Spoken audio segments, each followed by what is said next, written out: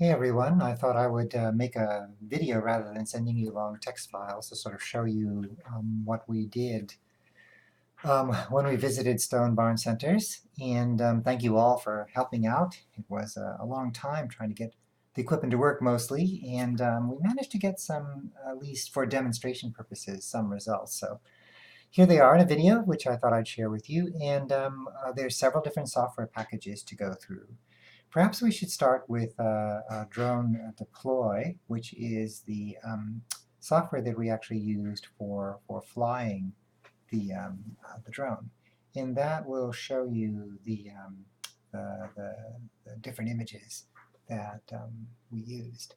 Okay, so this is Drone Deploy, and I will turn this to the 2D and turn it off for now. And then Drone Deploy uses I'm not sure why, but uses an older a set of Google Earth images. But there's the Stone Barn Center, and we were over here, I think, on this rock, and we were flying this part of the field. We didn't want to do too much because we wanted to just sort of see how it worked. And then it took the drone flew and took a series of pictures only in that area. And then this software will then show you what those images look like. So if we were to then go back and turn on this, it'll show you that it took a series of maybe about 16 photos, and the overlap was set to about 85% so that they could be stitched together. So it just made a couple of passes, took some fairly high altitude photos, and then the software, once you send it to them, will stitch it together. So this is what it looks like when it's stitched together. And you can see that it's a much higher resolution, at least than what's currently shown here. Google Earth sometimes has very high resolution images on their surfaces. And there are the sheep collecting in the shade of the tree here. There are a bunch of sheep there. I think we're over here someplace. And then there are the trees. And you can see you can zoom in and get fairly high resolution. It's very hard to stitch these images together because there's not a lot of detail. The sheep, if they don't move too much, and the road and other sorts of details help stitch it together, but not bad. If we look at this interesting thing called plant health, you'll see that this is an index that some people use. I don't think it's terribly reliable, and most people would agree with that. But it looks at the ratio of green to red, and the advantage of that is that you don't need to have the near infrared. So you can do this with any drone that has an ordinary camera on it. But we'll not look at that for the moment. And the other thing that it can do is it can plot what's called a 3D image, which is mostly sort of entertaining. But some people actually use it for, say, quantifying the volume of a forest. So you can see that it tries to imagine, since the camera was looking left and right and forwards and backwards, that it moved around, what the 3 dimensions might be.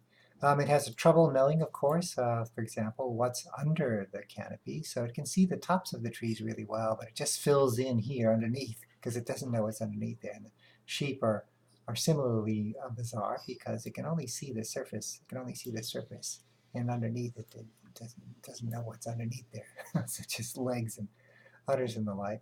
Nevertheless, this is all done by Drone Deploy as part of its software, and it's free. Any of you can use it without an account. If you want to do fancy stuff, you then have to pay, and it's about $1,000 a year. So it's not that cheap, but it's not as expensive as some other software packages which do this sort of thing. One thing about it is you don't have any control over what it does. And I assume that it has set the settings to give you the best results possible. But if you wanted to play with it, it's better to do it on your own. To do it on your own takes a lot of work. We are now going to switch to Agisoft, to AgVault. AgVault is the software that comes with the drone that we bought from Sentera, and you can see that in this software it shows you where each NDVI photo was taken as the drone zigzagged across the field. Actually, I think it zigzagged that way. And those yellow dots are the photos. The RGB photos, you can see that the camera was taking pictures much further apart because they're much larger photos. If you click on any one of these, you'll see that you can take a look at the near infrared and at the NDVI, which is just a coded value of the ratio of near infrared to red. So if we go back to the field view, you can see that all of these images need to be stitched together if we're to get one useful photo. And to do that, we go on to another software package, one that is called an Agisoft. It has nothing to do with agriculture, it has that name. And here, the images are uploaded. It tries to estimate where the cameras are. These blue dots let it know where the drone was. And then, so that helps. And then it looks for common points, points that overlap in the many photos that were taken. Once you feel that it's doing a reasonable job, you can then ask it to calculate many points, which is called the dense cloud. In this case here, it managed to successfully draw a fairly large number of points in the NDVI imagery that were in common. And then you can have it use algorithms to fill it in. And then you wind up getting this, which is the ortho-rectified stitched image of the NDVI. And if we turn off the cameras, those blue things are saying where it thinks the cameras were. You'll see that it's a pretty good, successful reconstruction. Notice that this tree up here, these trees up here are coming up at a higher altitude. But there's the NDVI. Now all of this can be converted into what are called KMZ images, and then you can go to Google Earth.